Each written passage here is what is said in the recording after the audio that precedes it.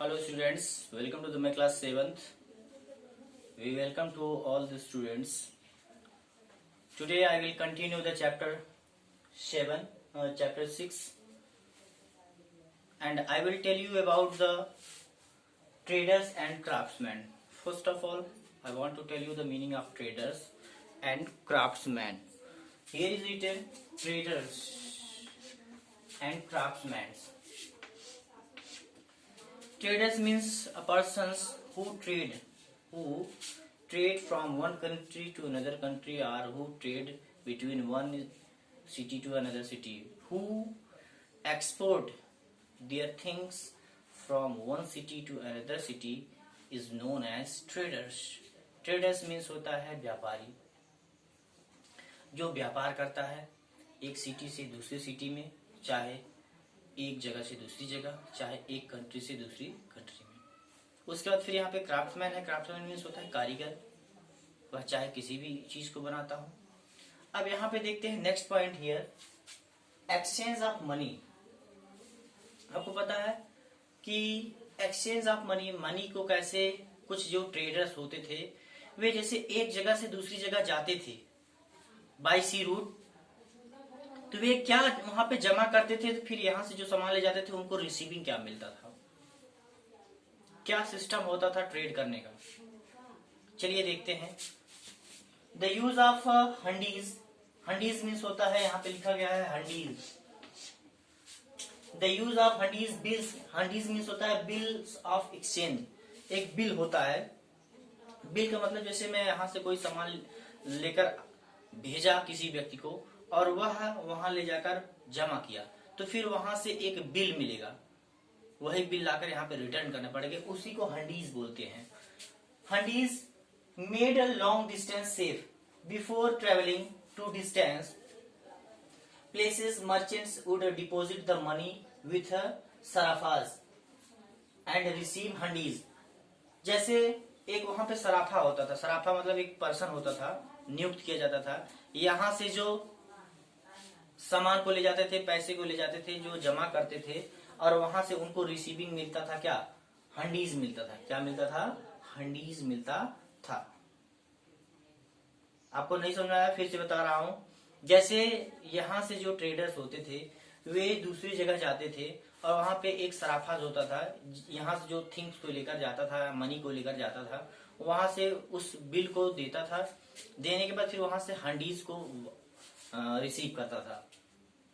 फिर यहाँ पे कि मर्चेंट गिल्ड्स। मर्चेंट गिल्ड्स मतलब होता है merchant dealing the same kinds of goods form guilds. यहाँ पे गिल्ड्स मतलब होता था इनका एक संगठन होता था, श्रेणी होता था, श्रमिक जिसको बोलते हैं, व्यापारियों का एक संगठन होता था, ग्रुप होता था, और इसीलिए वह फार्म करते थे और सबका एक रूल होता था, सबका एक नियम बनाया गया था कि every guilds were followed the rules and regulations. तो जितने भी श्रेणी होते थे, श्रमिक होते थे, इस नियम को मानते थे। क्या मानते थे? इस नियम को मानते थे। तो डियर स्टूडेंट्स, यह बताया गया। फिर नेक्स्ट पे है फॉरेन ट्रेड। लोग विदेशों में व्यापार कैसे करते थे? फॉरेन ट्रेड यहाँ पे लिखा गया है, लोग विदेशों में व्यापार कैसे करते थे। यहाँ पे लिखा गया है India had trade links with West Asia, Africa and the Mediterranean coast through the Red Sea and the Persian golf.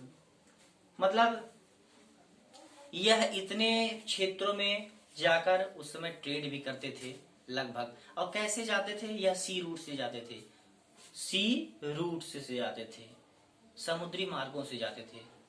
सामान को कहाँ उतारा जाता था? पोर्ट पर उतारा जाता था। पोर्ट मतलब होता है बंदरगाह। बंदरगाह मतलब होता है एक ऐसा प्लेस जहाँ पे जहाजें आकर, पानी वाली जहाज, नाव आकर रुकती हैं, सामान को उतारती हैं, फिर सामान को वहां से कैरी करती हैं, फिर दूसरे पोर्ट पे ले जाकर दूसरी जगह पे छोड़ती हैं। जैसे आप बस स्टेशन देखते हैं, बस जहां आकर रुकती है, सवारी को छोड़ती है, फिर सवारी को लेकर वहां दूसरी जगह पे जाती है। तो वैसे वहां भी उस समय पोर्ट हुआ करता था, और अब भी पोर्ट है। पोर्ट मीन्स होता है बंदरगाह। तो इस तरह से उनका ट्रेड करने का सिस्टम होता था विदेशों में।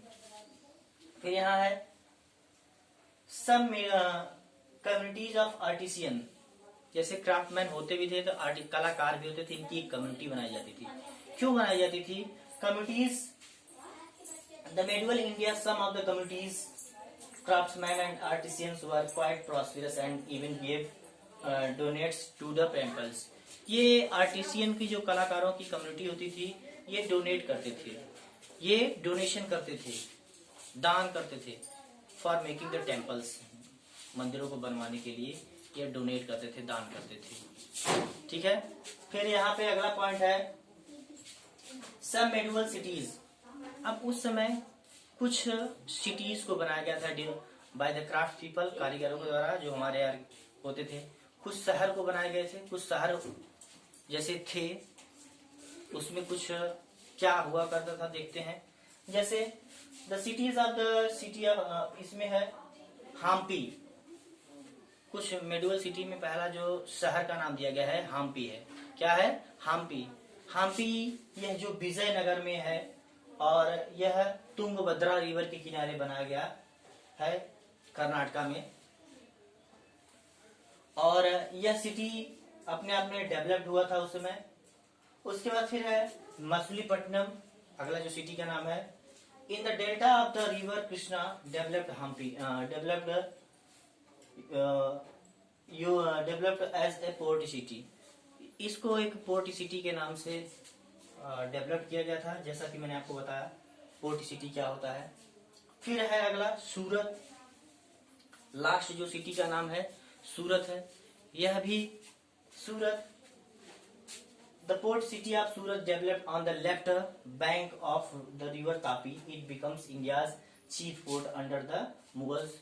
यह सबसे जो सूरत था मुगल शासन में बनाया गया सिटी था और यह सबसे चीफ पोर्ट माना जाता है, सबसे सस्ता बंदरगाह माना जाता है। यहाँ से भी यहाँ से भी ट्रेड किया जाता था। क्या किया जाता था? ट्रेड किया जाता था। तो डियर स्टूडेंट्स, इस चैप्टर में मैंने आपको बताया कि क्राफ्ट्समैन कौन होते हैं, ट्रेडर्स कौन होते हैं और क्राफ्ट्स पीपल कौन होते हैं, उनकी क्या कलाकारी होती है। ये सब पॉइंट्स मैंने आपको बता दिया। I hope you will be listen very carefully my video. Still, if you have any kinds of doubt, you can ask me. Okay, thank you.